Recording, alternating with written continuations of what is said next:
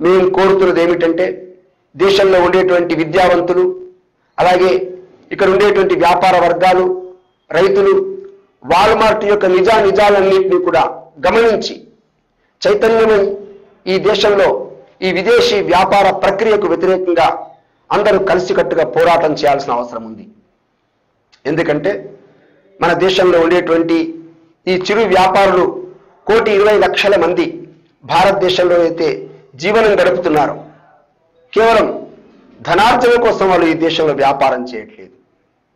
వాళ్ళ ఇంట్లో ఉండేటువంటి పిల్లలు, ఆ పిల్లల్ని పెంచడానికి, ఆ పిల్లల చదువులు చెప్పడానికి, పిల్లల పెళ్లిళ్ళు చేయడానికి, ఆ ఇంట్లో ఉండేటువంటి కుటుంబ సభ్యులు వృద్ధులైనటువంటి వాళ్ళని పోషించడానికి, అదే మాదిరిగా రాబోయేటువంటి తరాలకి వసతులు కల్పించడం కోసం గాను అయితే వాళ్ళు వ్యాపారం చేసి ధనం ఆర్జిస్తున్నారో, ఆ ఆర్జించినటువంటి ధనం ఒక జీవన విధానాన్ని నడిపించడం కోసం గాను అయితే వాళ్ళు వ్యాపార ప్రక్రియలో పాల్గొంటున్నారో, దానికి విరుద్ధంగా భారతదేశం యొక్క జీవన విధానాన్ని, భారతదేశంలో ఉండేటువంటి కౌటుంబికమైనటువంటి వ్యవస్థని దెబ్బతీయడం కోసం ఇవాళ కేవలం ధనార్జన కోసమే వస్తున్నటువంటి ఈ పెట్టుబడిదారీ కంపెనీలకు వ్యతిరేకంగా ఇవాళ భారతదేశం సమైక్యంగా పోరాటం చేయాల్సిన అవసరం ఉంది.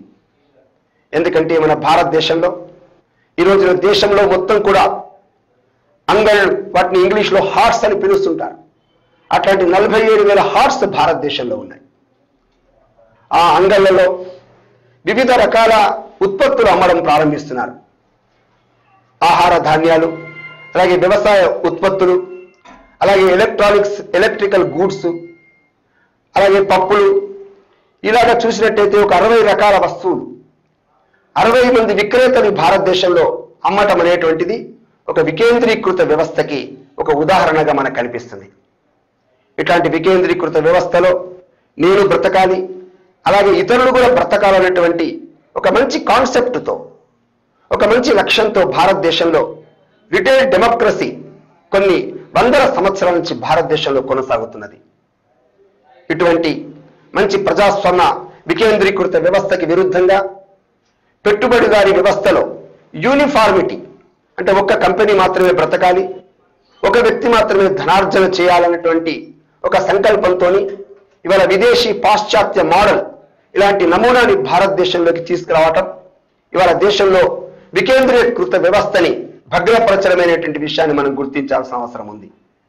ఎందుకంటే సుమారుగా 6,50,000 గ్రామాల నుంచి కోట్లాది మంది ప్రజలు ఈ అంగళ్ళలోకి వచ్చి ఈ చిన్న వ్యాపారాల్లో పాల్గొంటూ తాము అమ్ముతూ, అలాగే కొత్త వస్తువులన్నీ కూడా కొనుగోలు చేస్తూ ఈ దేశంలో ఒక పెద్ద వ్యాపార ప్రక్రియకి శ్రీకారం చుడుతున్నటువంటి ఈ పరిస్థితిలో, అలాగే ఈ దేశంలో ఉండేటువంటి సుమారుగా 7 కోట్ల మంది రైతులు తమ తమ గ్రామాల్లో పండించినటువంటి పంటని సుమారుగా 60% పైగా ఉత్పత్తుల్ని ఇవాళ ఈ నగరాల్లో, అలాగే పెద్ద గ్రామాల్లో అయితే వారానికి ఒకసారి సంతలు జరుగుతున్నాయో, అంగళ్ళు జరుగుతున్నాయో, అక్కడికి తీసుకొచ్చి అమ్మటం అనేటువంటిది ఈ దేశం యొక్క కొన్ని వేల సంవత్సరాల నుంచి, వందల సంవత్సరాల నుంచి జరుగుతున్నటువంటి వ్యాపార ప్రక్రియలో భాగం.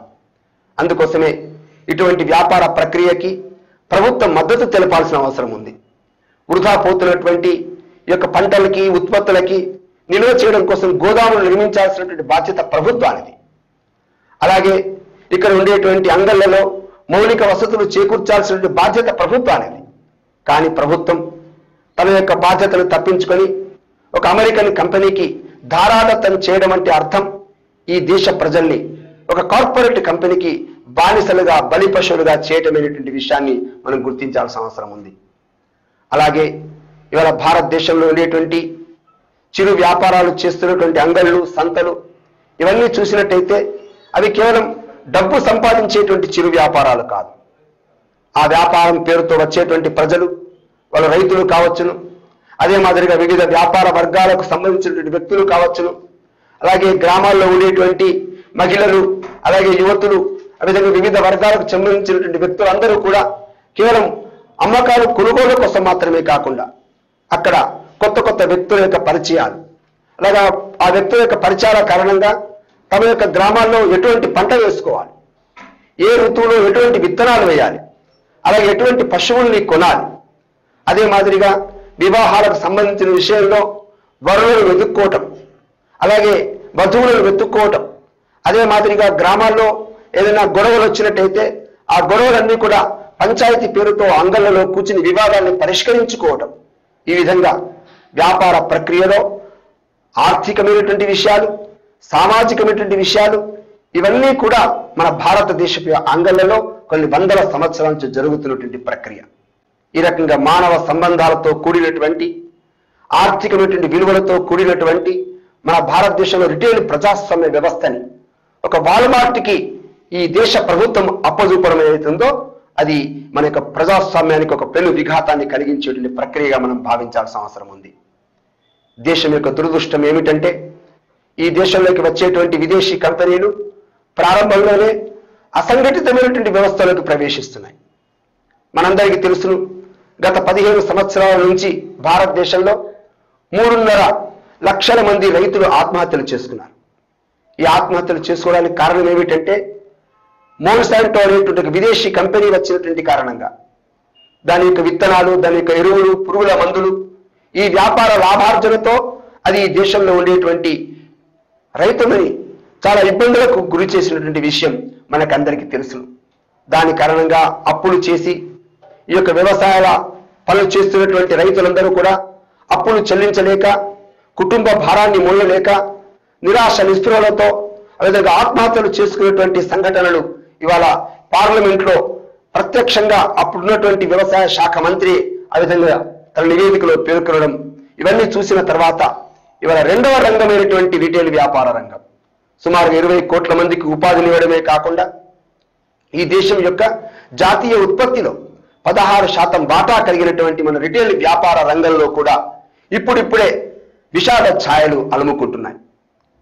తోపుడు బళ్ళ మీద పళ్ళు అమ్మేవాళ్ళు, కూరగాయలు అమ్మేటువంటి వాళ్ళు, చిన్న చిన్న బట్టలు అలాగే రెడీమేడ్ గార్మెంట్స్ అమ్మేటువంటి వాళ్ళు, ఫుట్పాత్ల మీద వ్యాపారాలు చేసేటువంటి వాళ్ళు, అలాగే గల్లీల్లో సందుల్లో ఒక 500 చదరపు మీటర్ల వైశాల్యంతో ఒక చిన్న దుకాణం నడిపేటువంటి వాళ్ళు ఈ రోజున ఈ వాల్మార్ట్ ప్రవేశం కారణంగా తమ ఉనికిని, అస్తిత్వాన్ని కోల్పోయేటువంటి ప్రమాదం ఏర్పడుతున్నది. ఇది వాళ్ళు ఎవరు గుర్తించటం లేదు. ఇవాళ దేశంలో చాలా మంది చదువుకున్నటువంటి మేధావులు, విద్యావంతులు ఇవాళ వాల్మార్ట్ ప్రవేశ కారణంగా రాబోయేటువంటి ప్రమాదాన్ని గుర్తించి ఇవాళ దేశంలో ఉండేటువంటి ప్రజల్ని, ముఖ్యంగా వ్యాపారుల్ని, రైతుల్ని చైతన్యపరిచేటువంటి స్థితిలో ఇవాళ సమాజంలో లేదు. అందుకోసమే మొదట వ్యవసాయ రంగము, తర్వాత రిటైల్ వ్యాపార రంగము, ఈ రెండూ కూడా భారతదేశంలో కనుక నష్టపోతే, వీటికి ప్రమాదం ఏర్పడితే భారతదేశం యొక్క మొత్తం రాజకీయ వ్యవస్థ అమెరికా చెప్పు చేతుల్లో నడిచేటువంటి ప్రమాదం ఉందని చెప్పేసి మనం గుర్తుపెట్టుకోవాల్సిన అవసరం ఉంది. భారతదేశము ఇవాళ సర్వస్వతంత్రంగా స్వావలంబనతో కొన్ని వందల సంవత్సరాల నుంచి ప్రపంచంలో తనదైనటువంటి వ్యవసాయ విధానంతో, తనదైనటువంటి వ్యాపార ప్రక్రియతో భారతదేశంలో అయితే వ్యవస్థ నడుపుతున్నదో దానికి విరుద్ధంగా పెట్టుబడిదారి విధానం క్యాపిటలిజం పేరుతో ఈ రోజున ఇంకొక కొత్త పేర్లు తీసుకొచ్చి ఆర్థిక సంస్కరణని, ఉదారవాదమని, గ్లోబలైజేషన్ అనేటువంటి పేరుతోని మన దేశం యొక్క వ్యవస్థలన్నింటినీ కూడా విదేశీ బహుళజాతి కంపెనీల చేతుల్లోకి పెట్టడం ఈ దేశం యొక్క దురదృష్టంగా భావించాల్సిన అవసరం ఉంది. అదే మాదిరిగా ఈ దేశాన్ని పరిపాలిస్తున్నటువంటి మన యొక్క ప్రభుత్వాతి నేతలు వీళ్ళందరూ కూడా ఈ దేశంలో ఎక్కడో మారుమూల పల్లెల్లో, గ్రామాల్లో చదివిన వాళ్ళు కాకుండా ఏదో హార్వర్డ్ యూనివర్సిటీలో, ఆక్స్ఫర్డ్ యూనివర్సిటీలో విద్యావంతులై ఆ విదేశీ యొక్క ఆర్థిక విధానాలని బలవంతంగా మన దేశం పైన రుద్దటం ఇవాళ భారతదేశం యొక్క ఆర్థిక వ్యవస్థ చిన్నాభిన్నమవుతున్నటువంటి తీరికి ప్రత్యక్ష ఉదాహరణగా కనిపిస్తున్నది. అందుకే ఈ రోజున మేము ప్రజల్ని కోరుతున్నది ఏమిటంటే ఈ దేశంలో ఉండేటువంటి విద్యావంతులు, ఈ దేశంలో ఉండేటువంటి మనదైనటువంటి ఆర్థిక వ్యవస్థకి ఈ రోజున శ్రీకారం చుట్టాల్సిన అవసరం ఉంది. అదే మాదిరిగా రిటైల్ వ్యాపారస్తులు, వినియోగదారులు, రైతులు అందరూ కలిసి కట్టుగా వాల్మార్ట్ అనేటువంటిది కేవలం నామమాత్రం మాత్రమే. కానీ ఒకవేళ వాల్మార్ట్ కనుక ప్రవేశం ఏర్పడినట్టయితే వాల్మార్ట్ లాంటి పెద్ద పెద్ద కంపెనీలు వందలాదిగా భారతదేశంలో ప్రవేశించి మన మొత్తం ప్రజాస్వామ్య వ్యవస్థని నియంతృత్వం వైపు, పెట్టుబడిదారి విధానం వైపు మరలించేటువంటి అవకాశం ఉంది. అందుకే కలిసి కట్టుగా దీన్ని వ్యతిరేకించాల్సిన అవసరం ఉంది. ఇది కేవలం ప్రభుత్వము అలాగే ప్రభుత్వం యొక్క రాజకీయ పక్షాలే కాకుండా అలాగే దేశంలో ఉండేటువంటి విపక్షాలకు సంబంధించిన సమస్య కాదు. ఇది దేశంలో ఉండేటువంటి వందలాది సంవత్సరాల మన ప్రజాస్వామ్య వ్యవస్థకి ఇది ప్రమాదకరంగా భావించాల్సిన అవసరం ఉంది. అందుకోసమే ఆ రీతిలో ఇంకా వాల్మార్ట్ అలాగే దాని యొక్క నేపథ్యంలో దాని యొక్క చరిత్రలోని నిజాలు అవాస్తవాలన్నీ కూడా ఇవాళ ప్రజలు తెలుసుకోవాల్సిన అవసరం ఉంది.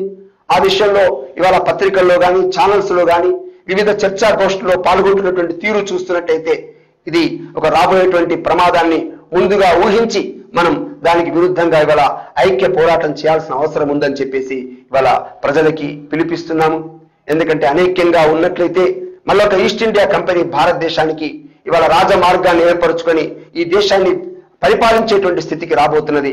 అందుకోసమే 40 కోట్ల మంది యువకులు ఉన్నటువంటి ఈ దేశంలో మనము తప్పకుండా ఈ విదేశీ పరిపాలన విధానాన్ని విదేశీ విధానాల్ని వ్యతిరేకించాల్సిన అవసరం ఉందని చెప్పేసి మేము ప్రజలకి పిలిపిస్తూ వ్యాపార వర్గాలు, రైతులు, వినియోగదారులు సమైక్యంగా ఈ యొక్క విదేశీ యొక్క వ్యాపార ప్రక్రియకు వ్యతిరేకంగా పోరాటం చేయాలని చెప్పేసి పిలిపిస్తున్నాం.